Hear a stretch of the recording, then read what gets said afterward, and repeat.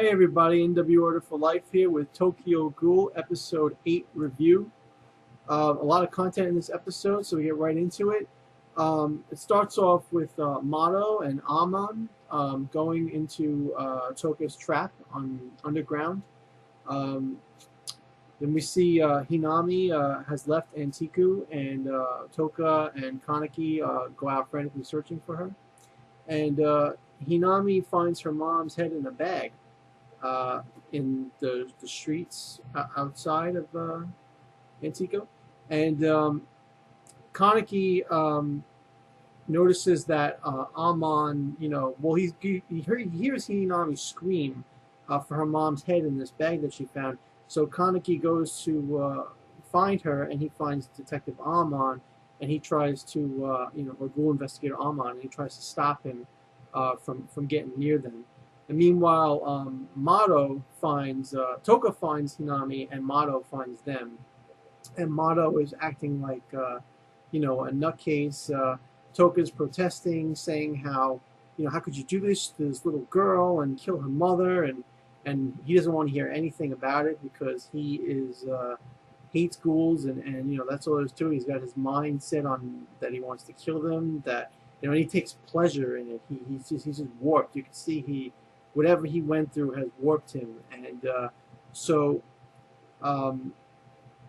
there's this really cool side-by-side, not side-by-side, but like the scene will switch from Touka, and then it will switch to Amon. And the reason is because while Touka is like fighting off Mado with her Kagune, and while Amon is fighting with his Quinque against Kaneki in the mask, trying to just stall time, Kaneki is, they show Touka saying, why, do you have to do such things? And then you see the detective Amon, the Ghoul investigator Amon, saying, why did my friend have to die?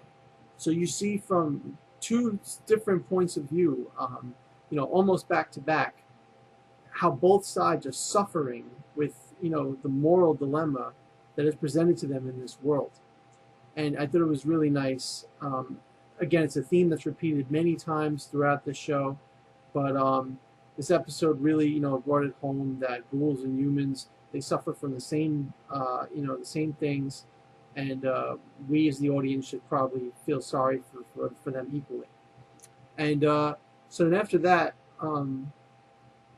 Kaneki is lying on the floor because he can't defeat the detective, or he can't stall him enough, and he's thinking to himself that he's the only one that can really understand what ghouls go through, what humans go through, and he's thinking if he alone, who has a foot in the ghoul world and a foot in the human world, if he can, take his experiences and what he's learned, and somehow he can make himself, he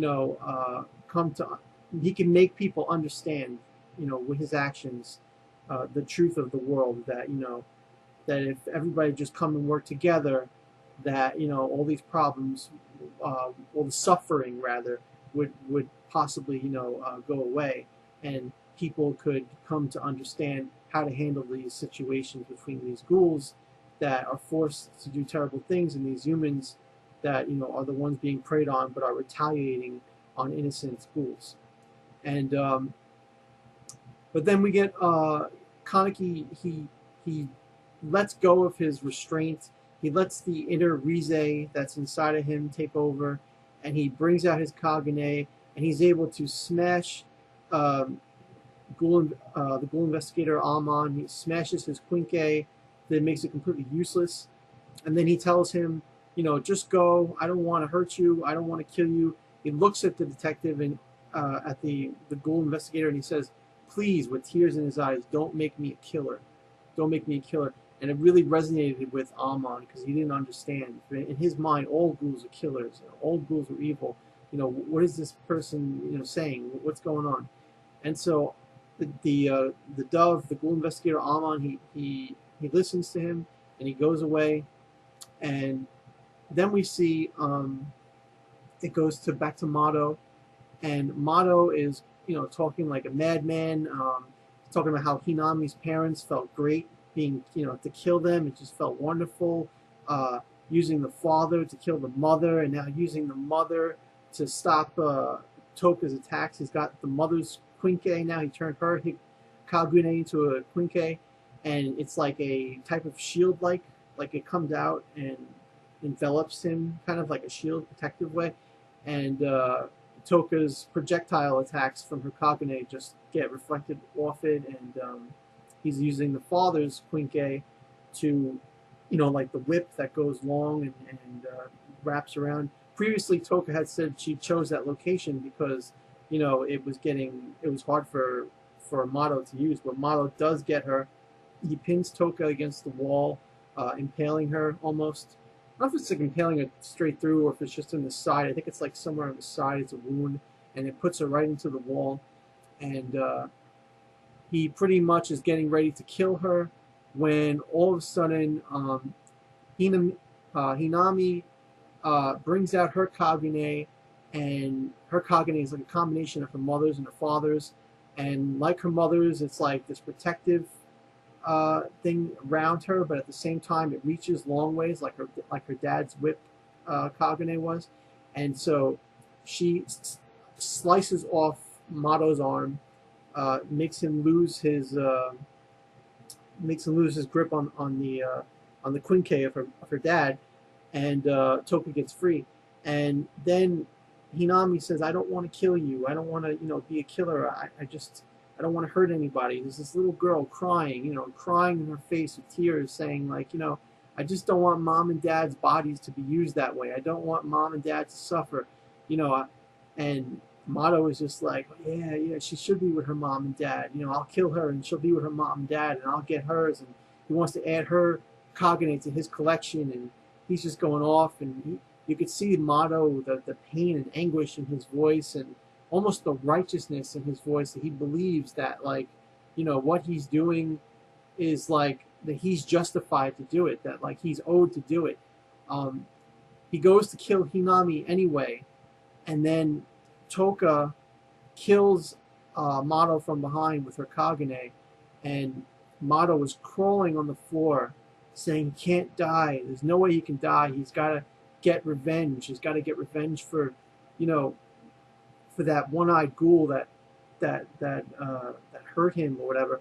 And Mado, as he's crawling, he's gasping, and he finally dies.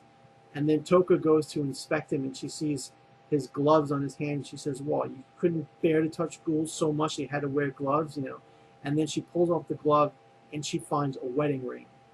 And clearly, this is the source of Mado's hatred for ghouls, because this one-eyed ghoul must have killed either his whole family or maybe just his wife. But the people that he loved were obviously taken from ghouls, and Mado became a very obsessed and insane individual from the evil that ghouls inflicted upon him. And so in that moment, Touka comes to this realization that, like, at one point he was a happy man. When she sees the ring on his finger, he was a happy man. And, this is what I get from it, as just seeing her shocked face. There's no words or thoughts to it, but just seeing her shocked face, you can see that she sees that this guy is a victim of tragedy, and that the hatred that she had for him isn't really justified, because she should feel bad for him in that moment, because of what happened to him that drove him to that point. That she can almost empathize with how he got dragged into the situation. But just really great stuff. After that, we see Amon. He's like, walking away in the rain, and he's saying like, "I can't believe how, like this kid was crying, and like what kind of ghoul does that, And he's trying to think about that, and then meanwhile, Kaneki finally loses control of himself, and he goes into psychedelic rage where he just wants to eat flesh, and he sees Mr. Yomo, the ghoul Yomo, and he plunges into Yomo's chest, wanting to eat flesh. Yomo just says, "It's okay, relax. Here's some meat. Eat this, you'll feel better." And Yomo, walks away with him. And then Hinami, Touka, and Kaneki and Yomo all walk away, while Amon finds Mado's dead body on the floor, and he's crying and weeping and raging over that. So that was the episode. It was a very intense episode, a very emotional episode. I think maybe the best Tokyo Ghoul episode I've seen so far, just because of I felt like the emotion was off the charts in this one. Um, but yeah, tell me what you guys think in the comments below about the polarizing situations with humans and ghouls. I know I've asked about it before, but this episode really seems to highlight it. Showing the back and forth between Amon and Touka, asking the same questions, why, and having the same pain, but being on the opposite sides of the fence. Um, and tell me what you think about Mado's character now that he's dead. Did you like his character? Can you empathize with him? Emphasize with him at the very end.